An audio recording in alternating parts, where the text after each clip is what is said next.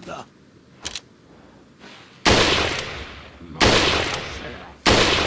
Welcome to MojoPlays, and today we're looking at the 10 most powerful weapons in the Resident Evil games.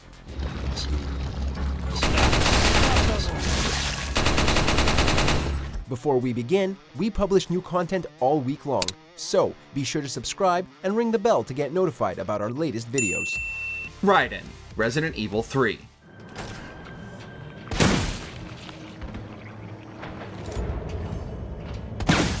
"2020's Resident Evil 3, while extremely short, is another fantastic modern remake of a beloved classic.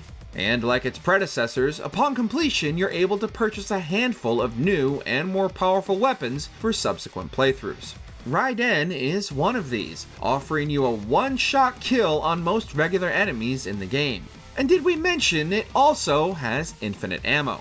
Sporting an electrifying sci-fi inspired look, it's a speedrunner's best friend once you purchase it for 12,000 shot points. Felt that, did you? How about some more?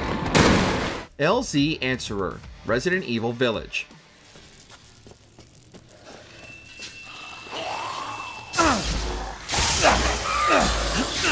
Ethan Winters does his best Jedi cosplay with the LZ Answerer, a melee weapon available for purchase upon completing all of Resident Evil Village's mercenary missions with a double S rank.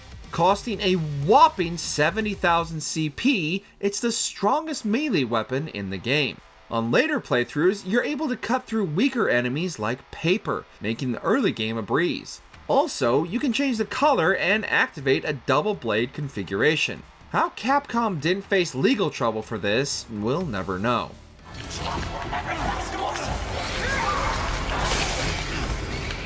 Semi-auto rifle, Resident Evil 4. A personal favorite of ours, the semi-auto sniper rifle in the original Resident Evil 4 is one of the most satisfying guns in the series. Staying zoomed in and popping Ganado heads back to back without reloading after each shot feels great. If you upgrade its reload speed to the max, you'll make quick work of armored enemies later in the game. It's first available at the beginning of Chapter 3, costing you 35,000 pesetas from the merchant, and we highly recommend upgrading from the bolt-action rifle if a ranged playstyle is more your thing.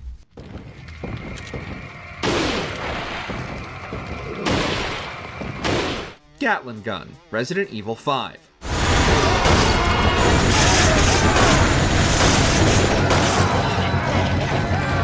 Another post-game powerhouse, the Gatling Gun is available by completing Resident Evil 5 for the first time, paying 50,000 gold, and you need to fully upgrade the VZ-61 submachine gun. The juice is well worth the squeeze here, as once you've jumped through all these hoops, the Gatling Gun is the perfect heavy-duty tool to effortlessly take out hordes of enemies. Not only that, but you look like a certified badass lugging it around on your back throughout the game.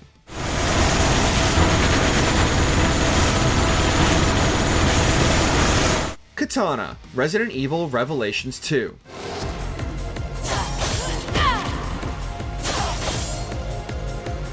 The Katana in the episodic spin-off Resident Evil Revelations 2 has another roundabout way of unlocking it. You have to beat every episode in invisible mode, then purchase it from 50,000 battle points. Once you do, you unlock the Katana for repeat playthroughs.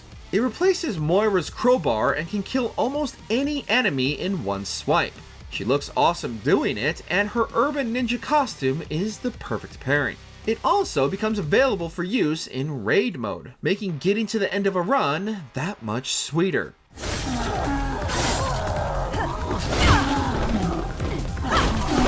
Chicago Typewriter, Resident Evil 4. Resident Evil 4's Chicago Typewriter allows Leon to live out his 1920s gangster dreams thanks to this gun and the special costume unlocked by completing separate ways. To unlock the Chicago Typewriter, you'll first have to complete Assignment Ada, or Separate Ways depending on which version you're playing. Then buy it for a staggering 1 million pesetas from the merchant. It has the highest damage of an automatic weapon in the game and has infinite ammo, making this yet another Resident Evil speedrunner's delight.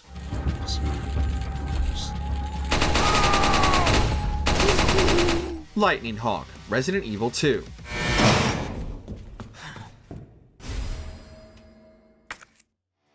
This incredibly powerful weapon has been featured in a few games throughout the series, usually simply just called the Magnum, but 2019's Resident Evil 2 remake is where it shines the brightest. Unlike many of the entries on this list, the Lightning Hawk can be found in the very first playthrough of Leon's campaign by solving the armory puzzle. Once you do, you'll be kitted out with some serious firepower. Ammo for this beast is scarce, so we recommend holding on to your precious bullets for lickers or tough boss battles.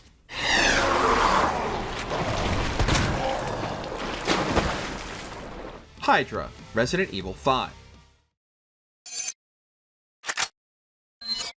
The Hydra in Resident Evil 5 is an unassuming little sawed-off triple-barrel shotgun that packs quite the punch. It's the strongest shotgun in the game, and is effective at both short and long ranges.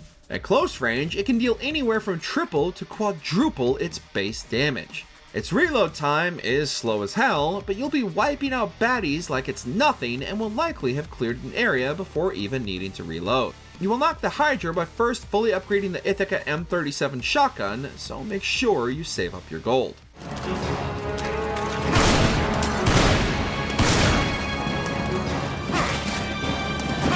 Red 9, Resident Evil 4.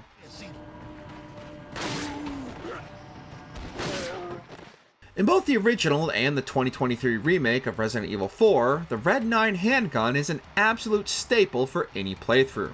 Purchased from the merchant for 40,000 pesetas during Chapter 2, it offers the highest damage output of all the handguns in the game, and has an insane reload speed to boot.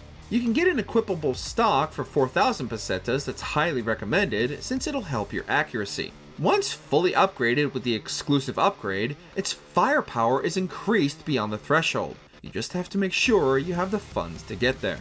Infinite Rocket Launcher, Resident Evil 4. ¡Detrás de ti, imbécil!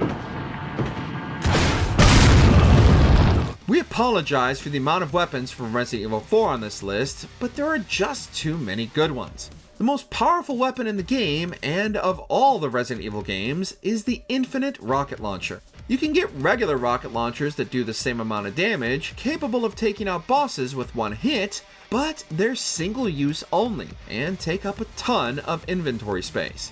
The Infinite Rocket Launcher does the same amount of damage, but is, well, infinite. Blast away to your heart's content. To unlock it, simply beat the game once, then purchase it from the merchant. Just be careful of firing too close to yourself or Ashley.